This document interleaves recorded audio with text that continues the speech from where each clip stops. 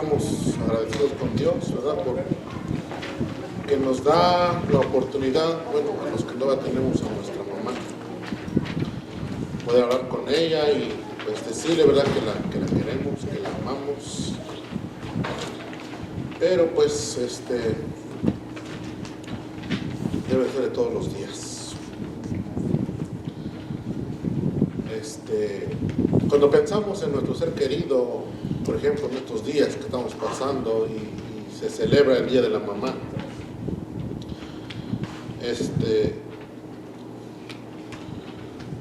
muchas veces pensamos y decimos, no, pues, ¿qué sería el mejor regalo para una mamá? Y no solamente para una mamá, para un papá. Cuando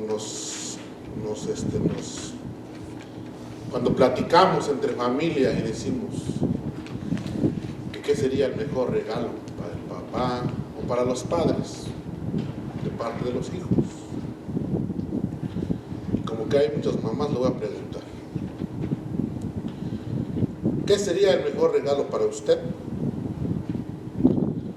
El recibir, ¿verdad?, de parte de sus hijos en este día. Solamente dos, porque nomás hay 1, 2, 3, 4, 5, 6, 7, 8. Pero nada más dos mamás. Obediencia. Otra. Que conozcan al Señor. ¿Sabe que cuando nosotros obedecemos a Dios, eso es lo mejor que nosotros le podemos dar a Dios, nuestra obediencia? Cuando en su palabra encontramos sus promesas, que podamos creer que Él dice que Él es galardonador de los que le buscan, o sea, que recompensa al que cree en Él, ¿sí? Que le da lo que ellos necesitan porque han puesto su confianza absoluta, sin dudar. El escritor de Hebreos decía que es imposible, o sea, no es que dijo, o es difícil, ¿verdad? Porque una cosa sería difícil agradar a Dios sin fe. Quizás hubiera dicho, no, pues es posible agradar a Dios, pero es difícil, ¿verdad? Pero no lo dijo así. Dijo que es imposible agradar a Dios sin fe. ¿Sí? Y esta tarde, pues precisamente vamos a hablar acerca de eso. Nuestra lección se titula Jesús, dice, y los necesitados incrédulos. Ya todo tiene su hojita, ¿verdad? Amén. Jesús y los necesitados incrédulos. Vamos a orar para comenzar nuestro estudio en esta tarde. Señor, te damos gracias por esta linda oportunidad que nos das una vez más de poder estar en tu casa. Ya hemos alabado, Dios mío, hemos expresado, Dios mío, nuestras palabras de agradecimiento, de amor, Dios mío, de gratitud, de reconocimiento, Dios mío, que tú eres grande y poderoso, que tú eres el Rey de Reyes y Señor de Señores. Hemos declarado, Padre Santo, con nuestros labios, con nuestro corazón, que si nos dispusiéramos, Padre Santo, a contar tus maravillas, no alcanzaría el tiempo, Padre Santo, para contarlas, porque son muchas. Te damos gracias, bendito Dios, porque aún Dios, tu palabra nos dice que siendo pecadores, Cristo murió por nosotros. Y te damos gracias, Padre Santo, en esta tarde, por todo lo que tú haces, por todo lo que tú has hecho, Dios mío, y por todo lo que aún harás, Padre Santo, en nuestras vidas, como familia, como iglesia, bendito Dios, como comunidad. Sabemos que tú tienes grandes cosas, Dios mío, para nosotros, para tu iglesia. Ayúdanos, Padre Santo, a trabajar en ella con esmero, con gozo, con dedicación. Y en esta tarde, Padre Santo, también nos disponemos a escuchar tu palabra. Ayúdanos, bendito Dios, que podamos entender, Dios mío, lo que tu palabra nos quiera enseñar en esta tarde, en esta noche. En en el nombre poderoso de Jesús. Amén. Amén. Bueno, la lección de hoy es la lección 19. Y el tema o el título de la lección dice Jesús y los necesitados incrédulos. Cuando leí el pasaje por primera vez en el libro de Marcos, capítulo 6, dije, ¿qué es lo que Dios o qué es lo que yo voy a poder enseñar con este versículo? Como que no encontraba, no le hallaba algo. Pero lo volví a leer y lo volví a leer. Y me recordaba del apóstol Pablo cuando escribió en el libro de Efesios, cuando los animaba a orar, que oraran en todo tiempo, y luego dijo, y por mí, Pablo dijo, y oren, y ustedes como comunidad, como iglesia, dice, oren también por mí, para que cuando yo hable, digo, hable como debo hablar, dice, con poder, con denuedo, el ministerio del Evangelio, ¿sí? Por eso cuando ustedes oran, pues oren por nosotros, para que Dios nos dé esa sabiduría para poder, pues, explicar de una manera que podamos entender y podamos edificar nuestras vidas. Amén. Amén. Bueno, entonces, la aplicación o la verdad central. Es que me acuerdo que en un libro siempre decía aplicación para la vida. Y me quedé con esa frase, aplicación para la vida. Pero dice verdad central. Y la verdad central lo encontramos en la parte de arriba, en la parte izquierda de su papelito. Y dice, la gente se maravillaba del poder. Son tres cosas de las cuales los hombres que en ese día estaban ahí se maravillaban. Dice, habían tres cosas que impactaban o que pasaba en la vida de estos hombres. Se maravillaban del poder que él tenía, de la sabiduría de sus palabras y de los milagros que él hacía. Tres cosas pasaban en estas personas o a la multitud que lo seguía, que se maravillaban del poder, de la sabiduría, de las palabras y de los milagros que hacían. Pero dice, nada de esto cambió porque no dieron el paso de fe en él. Sí, había un impacto real en sus vidas, porque miraban las maravillas de Dios, ¿sí? En el capítulo anterior, los capítulos anteriores, hemos visto lo que Jesús había hecho en Capernaum. Dice que había sanado a la mujer de flujo de sangre, había sanado a la hija de Jairo, ¿sí? Había expulsado a demonios. Cosas sobrenaturales, cosas impactantes, maravillosas que nunca lo habían visto, nunca. Entonces se maravillaban y de la forma como él hablaba, como él enseñaba, decía, se enseña con autoridad, dice, y no como los escribas. Entonces se maravillaban de lo que Jesús hacía. Pero ¿qué dice ahí? Dice, nada de esto cambió, porque no dieron el paso de fe en él. O sea que nos podemos maravillar de las cosas que Dios hace, de las cosas que vemos, que ya ha hecho desde un principio. Hablábamos mucho antes acerca de, comenzando el año, hablábamos acerca de Dios como creador, que lo podemos ver en toda la creación, en toda la historia. Sí, las mismas cosas que vemos a nuestro alrededor, dice que anuncian las obras de Dios.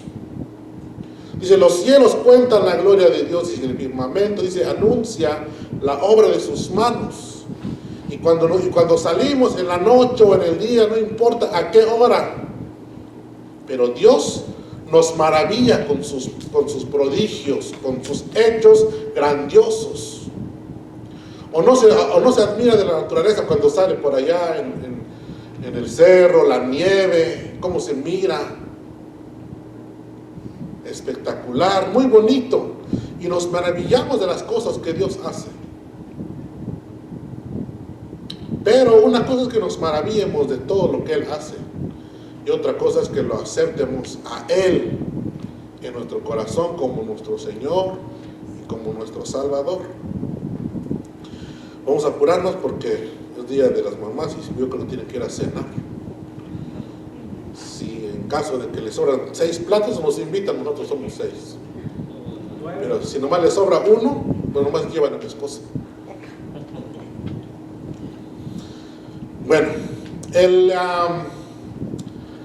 texto para memorizar lo encontramos en Lucas 4, 18 y 19. Está un poquito largo, pero vamos a leer.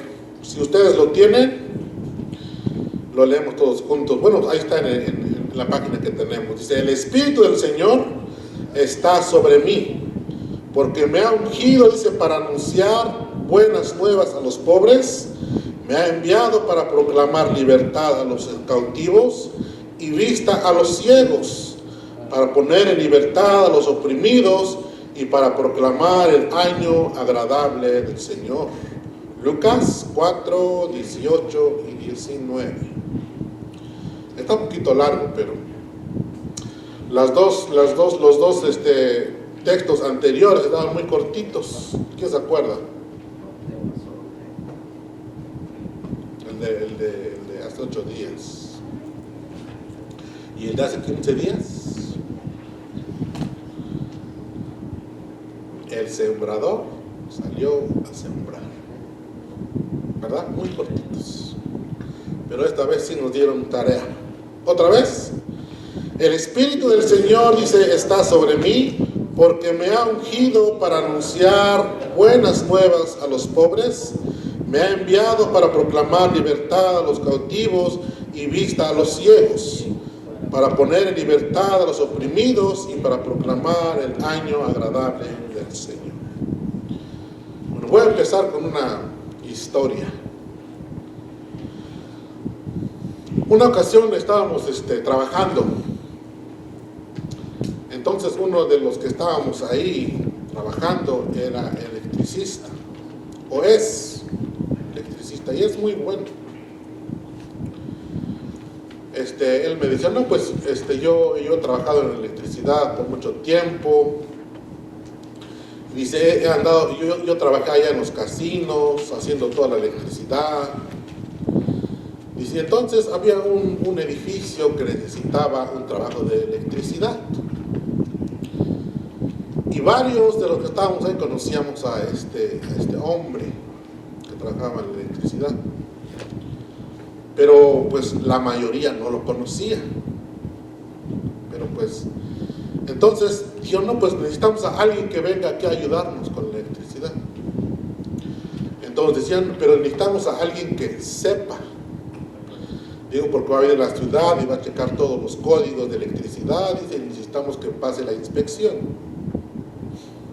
Entonces empezaron como ahí, como entre los demás, empezaron a discutir y decir, ¿sabes qué? No, pues este hombre sabe. ¿Para qué vamos a estar gastando con alguien que venga a trabajar aquí, que tenga licencia, si él puede hacer el trabajo? Solamente el inspector va a venir a ver y si está bien, pues lo va a pasar, ¿verdad? Y si no, pues nos va a decir las causas o los motivos por los cuales no pasó. Y empezaron a discutir y a decir, no.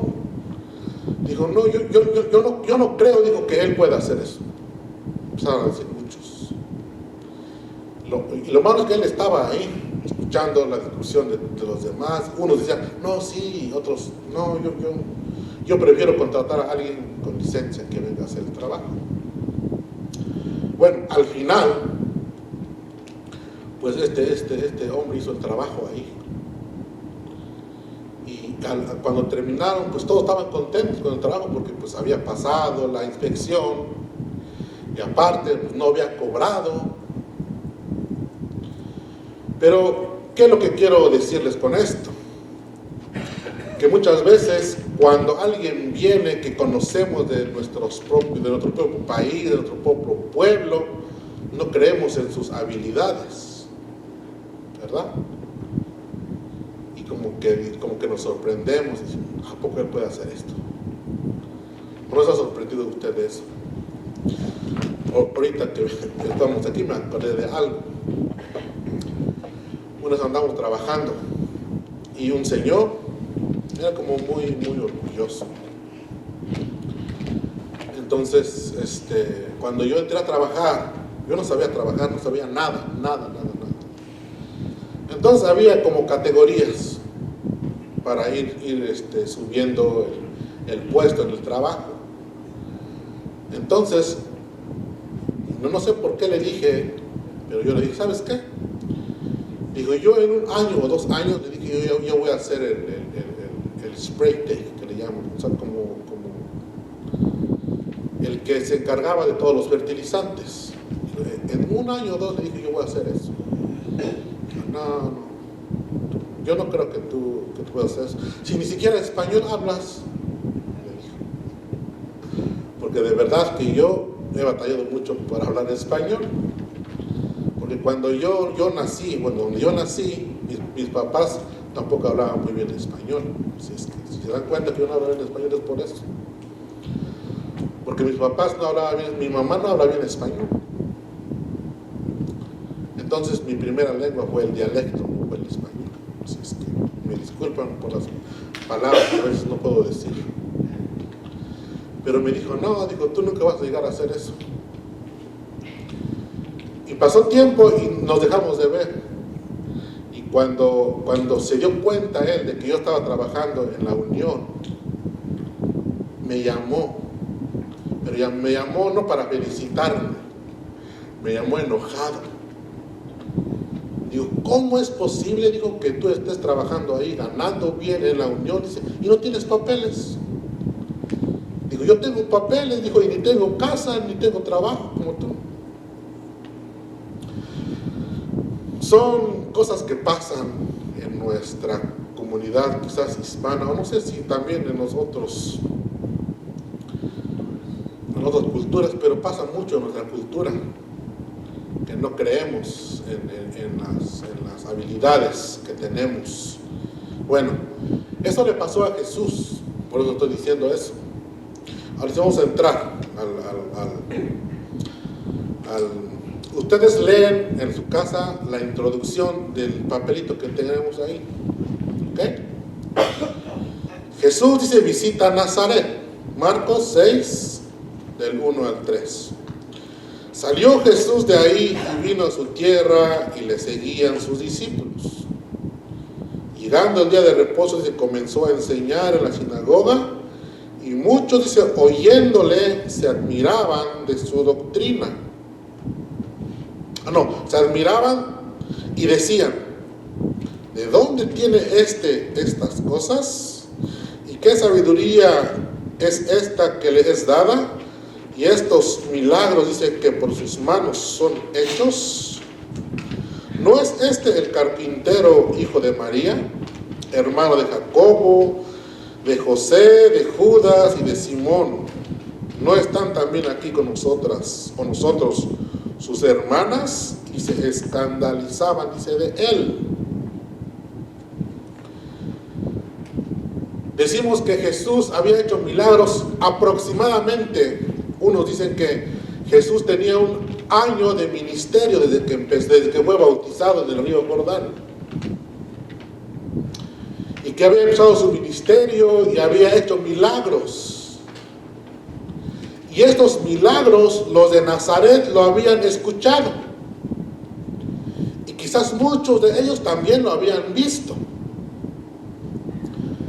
Entonces dice que aproximadamente tenía 1 año de ministerio Jesús cuando llegó a Nazaret. Entonces, estas personas habían escuchado de lo que Jesús había hecho en esos lugares. Y por eso es que decían en el 2, dice, y llegando el día de reposo, se comenzó a enseñar en la sinagoga, dice, y muchos oyéndole se admiraban de lo que decía. El texto que acabamos de leer, el texto para memorizar, muchos dicen que fue el mismo evento, el mismo suceso, el mismo día que se narra en el libro de Marcos. También lo escribió Lucas, solamente que Lucas incluyó lo que Jesús leyó esa vez, y otros no están de acuerdo con eso. Dijo, no, ese fue un evento diferente al de Marcos. Pero si fue diferente o no fue diferente, lo que sí pasó es que se admiraban de cómo enseñaba. Si ustedes se acuerdan, hace un mes más o menos, dice que también entró una vez a la sinagoga y empezó a enseñar, y se admiraban de cómo enseñaba. Y luego decían, él sí enseña con poder, enseña con autoridad, como si no él sabe lo que está diciendo.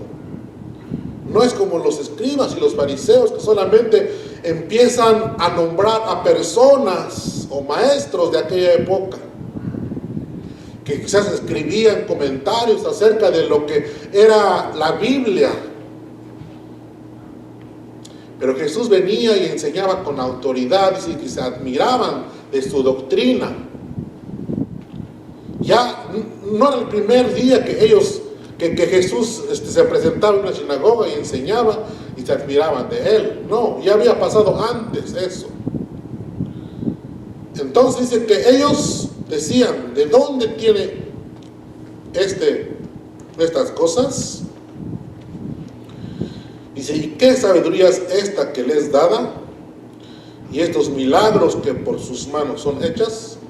Estos milagros se estaba refiriendo a lo que ya había hecho antes de llegar a Nazaret. Cuando levantó cuando sanó a la mujer un flujo de sangre, cuando expulsó a los demonios, cuando se levantó uno en la congregación y le empezó a hablar. Dice que Jesús ordenó que este demonio dejara a este hombre. Dice que al instante él fue libre. Cuando la hija de Jairo también. Todos estos milagros es lo que ellos estaban diciendo. Dice, Jesús hace milagros. ¿De dónde o por qué? Muchos no lo creían. Y unos decían que tenía, o el poder que él tenía, venía de Satanás. No podían creer lo que estaban viendo. En el Marcos 3:20-22 dice, y se agolpó de nuevo la gente, de modo que ellos ni aún podían comer. O sea, Jesús y sus discípulos. Dice, cuando lo oyeron los suyos, se vinieron para prenderle, porque decían, está fuera de sí. Pero los escribas que habían venido de Jerusalén, decían que tenía a Belcebú, y que por el príncipe de Belcebú y de los demonios, dice, echaba afuera a los demonios. ¿Sí?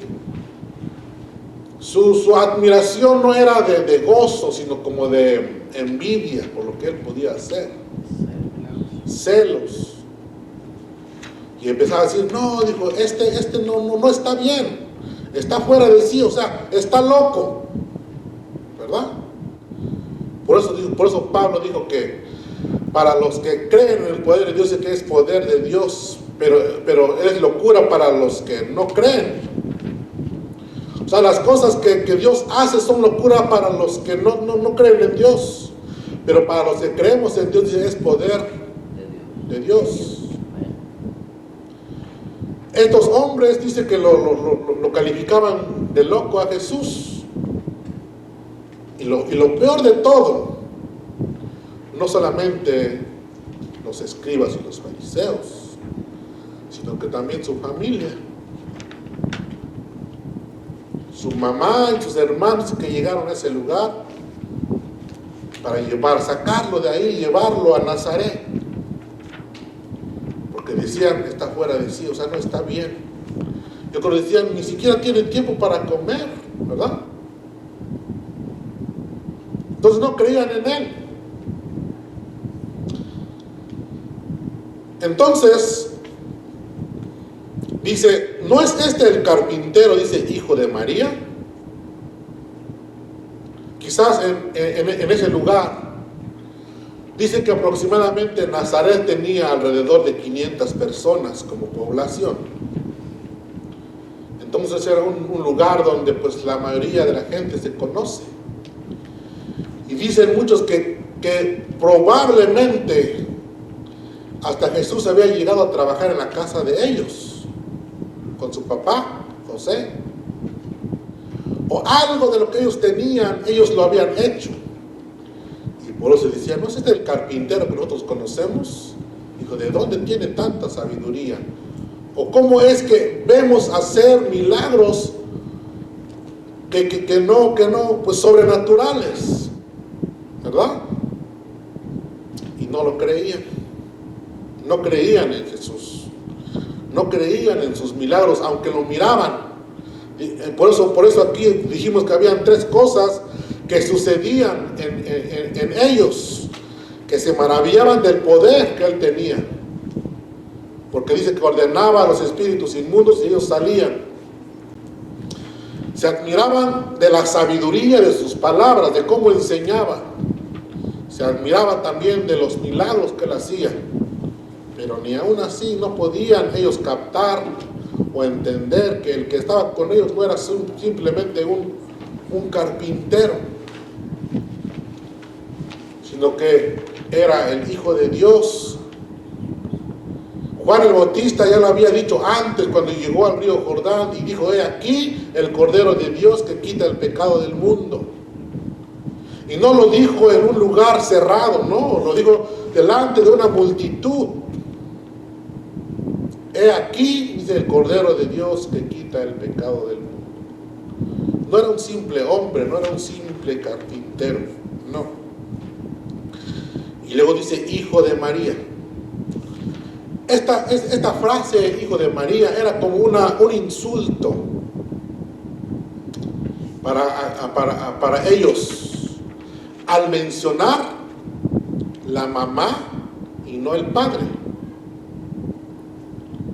Si nosotros vemos en la cultura de ellos, siempre decían, por ejemplo, David en la mañana, cuando el rey Saúl le preguntó y le dijo, ¿quién es tu padre? Él le dijo, soy hijo de Isaí, tu siervo. Entonces mencionaban al padre en vez de la mamá. Y aquí podemos encontrar una enseñanza como para las madres, ¿verdad? Que desde el momento que María fue concebida por el Espíritu Santo, quizás sufrió mucho de la forma de cómo hablaban de ella. Porque no todos creían que era fruto del Espíritu Santo. Porque si lo hubieran creído, no estuvieran cuestionando lo que estaban diciendo aquí. O sea, ni siquiera tuvieran ese pensamiento de pensar, dijo, pues ¿de dónde viene tal sabiduría?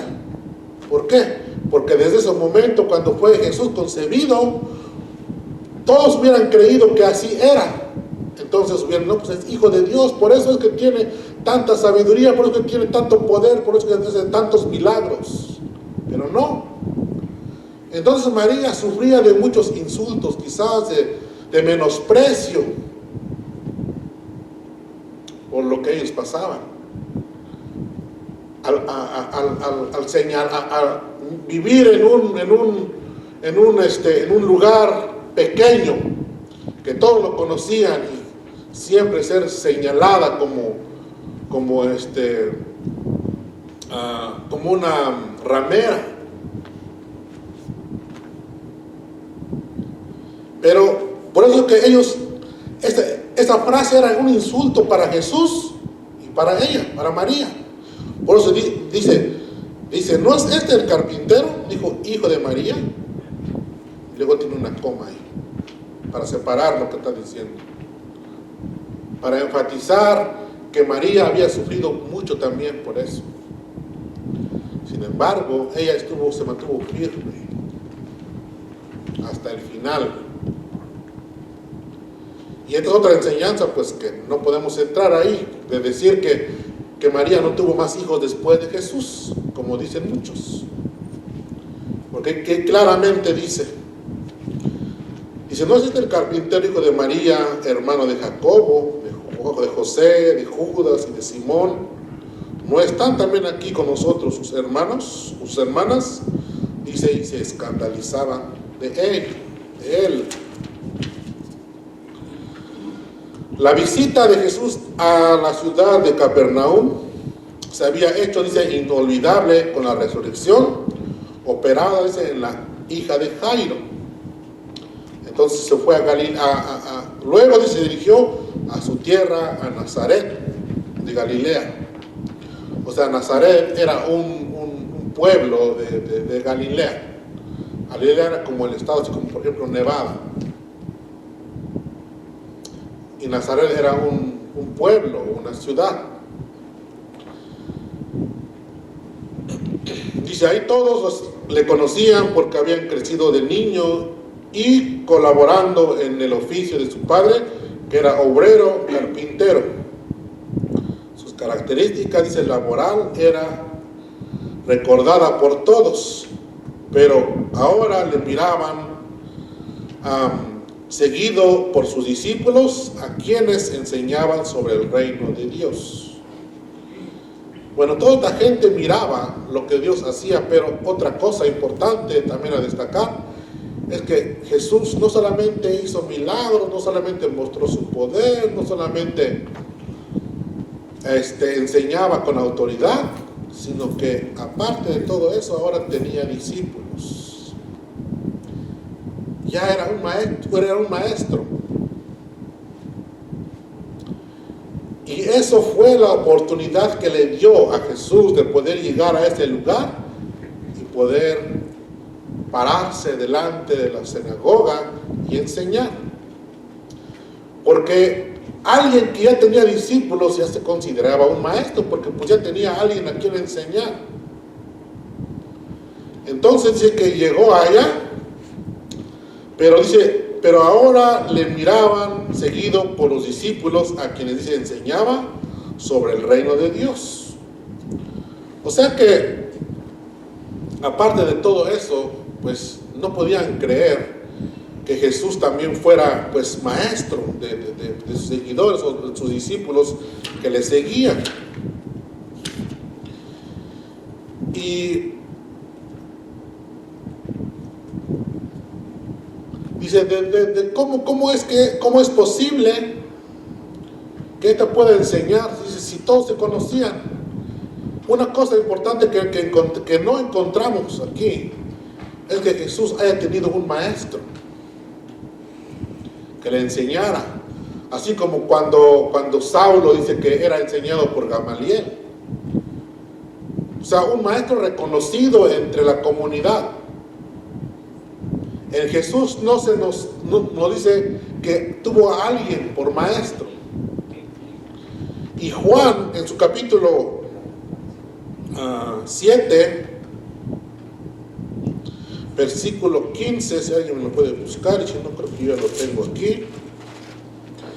Juan 7:15 dice: y se maravillaban, dice, los judíos diciendo: ¿cómo sabe este de letras sin haber estudiado? Los que se maravillaban de él. Porque quizá la gente que vivía a su alrededor sabían que ni siquiera había ido a la escuela. Por eso es que decían ellos, se maravillaban los judíos diciendo: ¿cómo sabe este de letras sin haber estudiado? No lo habían visto con un maestro que le enseñara. Por eso que se admiraban o se maravillaban de que Jesús podía enseñar. Bueno, entonces, el porqué del rechazamiento. El segundo punto. Marcos 6, 4 al 6.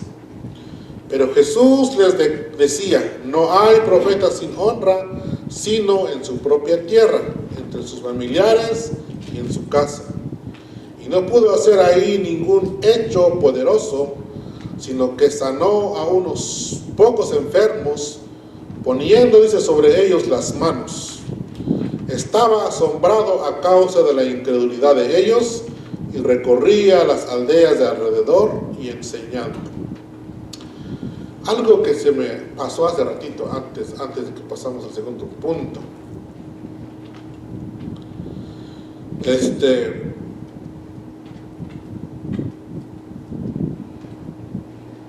está?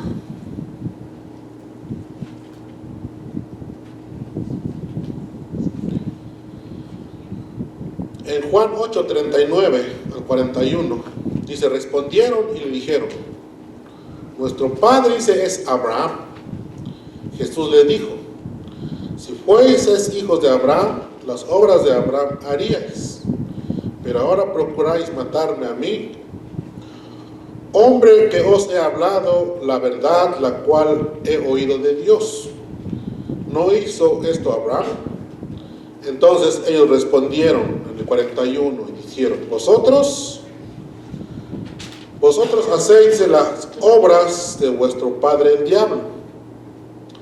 Entonces ellos le dijeron, nosotros no somos nacidos de fornicación. Tenemos un padre, nosotros no somos nacidos de fornicación. Un padre tenemos que es Dios.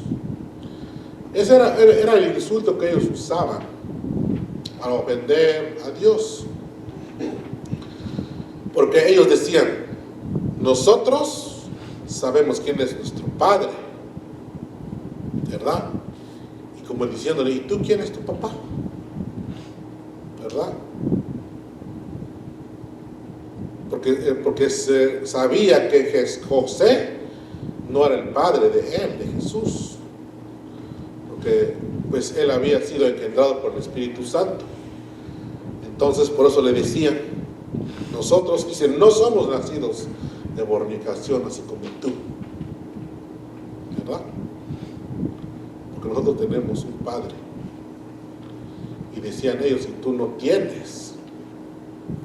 Y por eso es que pues de alguna manera querían insultar a Dios, querían menospreciarlo, ¿verdad?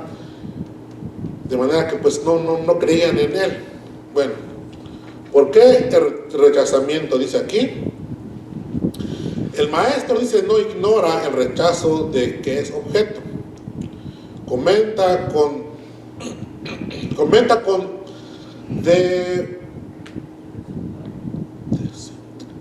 dice con desenfado que no hay profeta sin honra sino en su propia tierra, añadiendo que eso de sin honra también se da entre parientes y en su propia casa.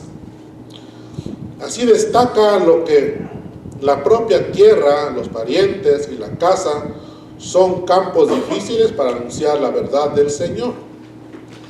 Bueno, no sé si ustedes se han dado cuenta, pero muchas veces lo más difícil es anunciar o hablar de Dios entre familia.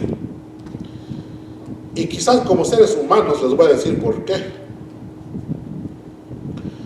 Porque nuestra familia, los que nos conocen desde que somos niños, nos conocen bien, ¿verdad? Y a veces por lo que hemos sido, por lo que hemos hecho, a veces como que hay algo ahí que nos impide poder hablar con libertad por lo que nosotros fuimos antes, o hacíamos, o hacemos. Sí, por el testimonio que nosotros damos a ellos, a nuestras familias. Por eso es que Dios dice que en el quinto mandamiento, dice, le dijo a los hijos, honra a tu padre y a tu madre, dice que es el mandamiento, dice con promesa. Todos los otros 9 mandamientos no vienen con una promesa. Pero el honrar al padre y a la madre, dice, viene con una promesa. ¿Por qué? Porque es muy difícil nosotros poder honrar a alguien que quizás muchas veces nos ha lastimado. ¿Sí? Que nos conoce cómo somos en la casa, que nos conoce cómo tratamos a nuestra esposa, a sus hermanos, sus hermanas, y todavía deben de honrar a sus padres. Es una cosa difícil. Por eso es que dice que Jesús o Dios incluyó una promesa en este mandamiento, como para animarnos a poder honrar a nuestros padres. Por eso que a veces es muy difícil como seres humanos poder, pues, dar a conocer el Evangelio a nuestras familias. Pero, pues, no lo debe de ser. Si nosotros tenemos el poder de Dios y vivimos lo que nosotros predicamos. Porque como cuando dijimos, bueno, como la otra vez que estábamos hablando, decíamos que a veces nuestras palabras, dicen, no nos dejan, o sea, los que nos escuchan a nosotros, dicen, tus acciones no me dejan escuchar tus palabras. ¿Por qué? Porque actuamos diferente a lo que decimos. Bueno, pero entonces dice que aquí, dice que Jesús así destaca que la propia tierra, los parientes y la casa son campos difíciles para anunciar, dice, la verdad del Señor. En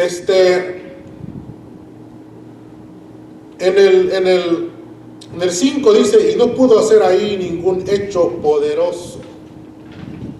O sea, ningún hecho sobrenatural como lo que habían hecho antes. Que levantó a la hija de Jairo, que solamente porque le tocaron el borde de su manto fue sana la mujer. O cuando le trajeron al paralítico y se lo presentaron delante de él, y en vez de decirle, levántate, lo primero que le dijo, tus pecados te son perdonados. Y cuando escuchó la murmuración de los que estaban alrededor, y le dijo, ¿qué es más difícil? Decir, tus pecados te son perdonados, o levántate y anda.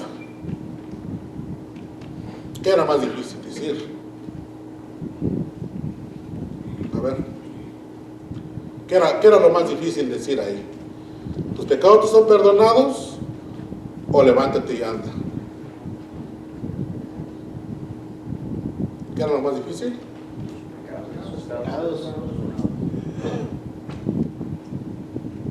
Eso era lo más fácil.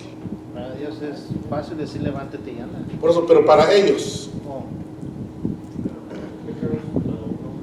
porque era fácil decirle tus pecados te son perdonados y nadie de los que estaba ahí iba a saber si verdaderamente este hombre había sido perdonado. Pero decirle levántate y anda iba a ser una demostración del poder de Dios. O sea, había quizás como un chance de decir, no, pues, a ver, dile que se levante, a ver si es cierto que se levanta, si de veras eres hijo de Dios. Eso era lo más difícil, decirle, levántate y anda.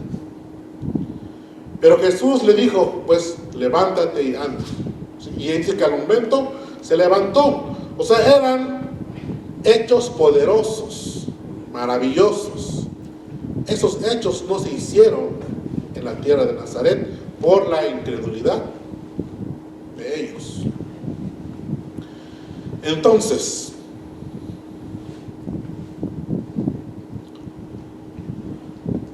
nosotros como cristianos, como seguidores de Jesús, Dios quiere o Jesús quiere quizás saber o hacernos una pregunta. A los nazarenos les hacía falta tratarle como una persona, dice aquí, o conocerlo bien. Pero si Jesús, bueno, no si Jesús, sino que verdaderamente Jesús está preguntando. Dice, los de Nazaret no creyeron en mí. No creyeron por las cosas que yo hice. Los escribas tampoco. Unos dicen que yo soy Elías. Unos dicen que yo soy Jeremías. Unos dicen que yo soy uno de los profetas. Unos dicen que yo soy Juan el Bautista. Pero ¿y ustedes? ¿Quién dicen que soy yo? ¿Qué contestaríamos? ¿O qué contestaríamos? Bueno, contesten. O sea, unos decían que no era Jesús, ¿saben? Que no había lugar para que fuera el Hijo de Dios. Porque decían, no, pues este es un profeta de los antiguos. El mismo Herodes dice que pensó que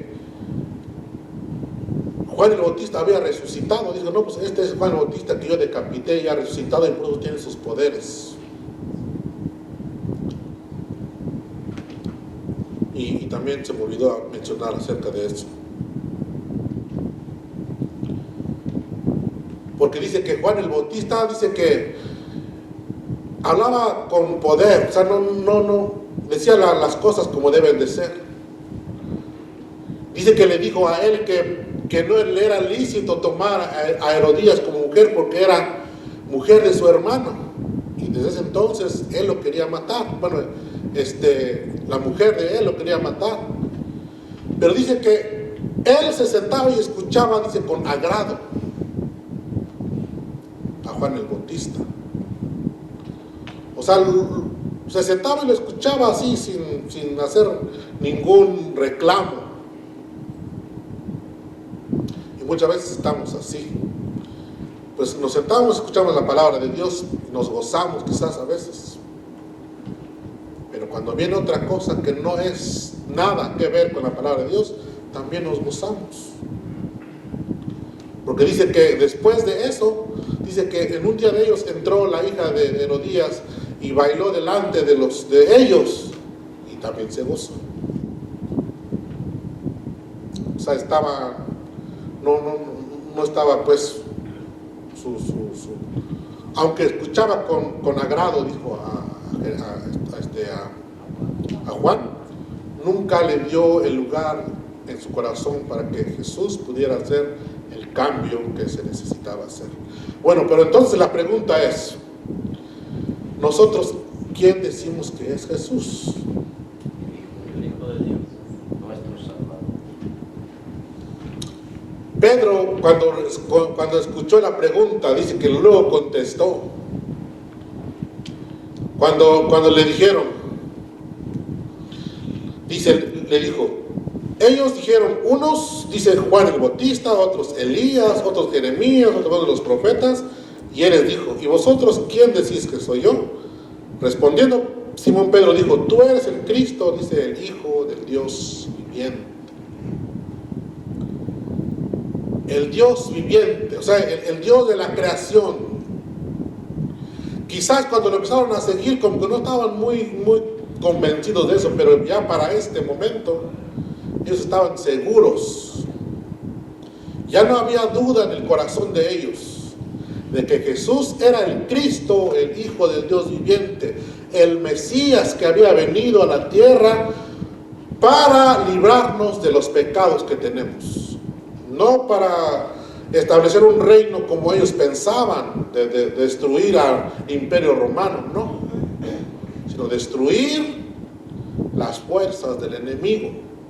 Por eso es nuestro texto de esta mañana o de esta tarde, que dice que el Espíritu del Señor está sobre mí porque dice, me ha ungido para anunciar buenas nuevas a los pobres, me ha enviado para proclamar libertad a los cautivos y vista a los ciegos, para poner en libertad a los oprimidos y para proclamar el año agradable del Señor.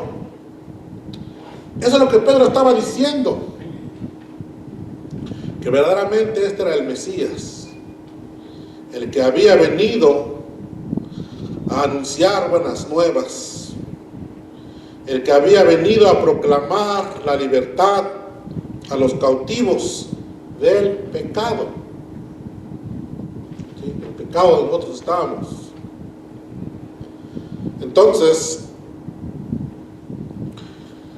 esa es la misma pregunta que Jesús hace a nosotros. Nosotros respondemos a esta pregunta, dice, todos los días. Todos los días respondemos a esa pregunta de quién es Jesús. ¿Cómo lo respondemos? De la manera como nosotros vivimos. De la manera como nosotros nos presentamos delante de Él. De la manera como nosotros confiamos en Dios. De esa manera contestamos esa pregunta de quién es Jesús. Si los nazarenos, siendo de su mismo pueblo, no lo quisieron aceptar como su Señor y Salvador, y como también todos los escribas que estaban con Él, le atribuían las cosas que les hacía a Satanás, nosotros no caigamos en ese error, sino que aceptemos a Jesús como Señor y como Salvador. Que la sabiduría de Él, que los milagros que Él hace, el poder que Él tiene, nos maraville, pero para bien. ¿Sí? Para acercarnos más a Él. Por eso es que decía que nosotros nos debemos de acercar a Dios confiados, creyendo que Él es galardonador de los que le buscan. ¿Sí? No acercarnos a Él con dudas o con pensamientos que a ver si lo hace o no lo hace. No. Nosotros nos debemos acercar a Él con un corazón sincero, limpio. Entonces, Hebreos, creo que lo vimos al principio, 11:6, dijimos, bueno, no lo leímos, pero lo mencioné. Pero sin fe, dice, es imposible agradar a Dios, porque es necesario que el que se acerca a Dios crea, dice, que le hay y que es galardonador de los que le buscan.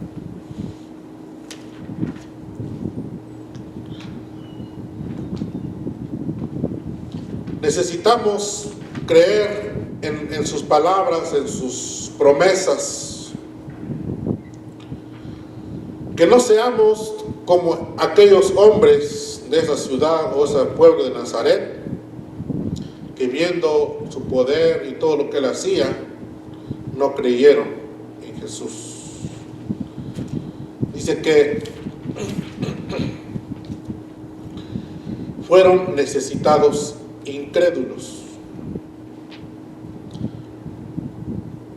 Si aquellos necesitados incrédulos, teniendo la necesidad de ser sanos, quizás de alguna enfermedad,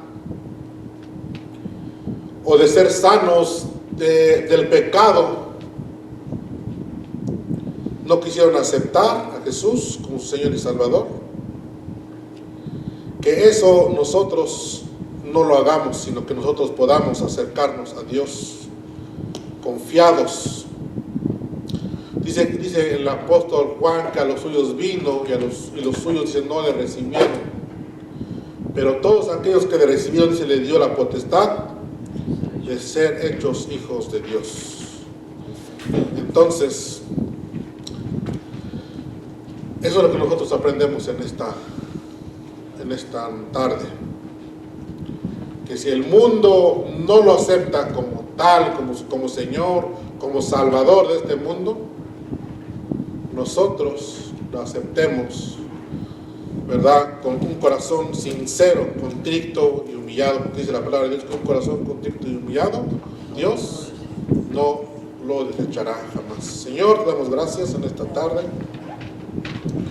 por la oportunidad, Dios mío, que nos diste de poder estar en este lugar para comprender tu palabra, Señor. Ayúdanos, Padre Santo, en los momentos difíciles de nuestra vida, cuando necesitamos, Padre Santo, creer en ti en todo tiempo, bendito Dios, que podamos ser como aquel hombre, Padre Santo, que estuvo delante de ti diciendo: Señor, creo, pero ayuda, Padre Santo, a mi incredulidad. Ayúdame, Padre Santo, a creer en ti, a creer, Padre Santo, en tus maravillas, en tu poder, en tus milagros, que tú eres el único que hace maravillas, que tú eres el único que hace prodigios, Padre Santo, en nuestras vidas. Te damos toda la gloria, Señor, te damos toda la honra en el nombre de Jesús. Amén. Que el Señor les bendiga, mis hermanos. Estamos despedidos.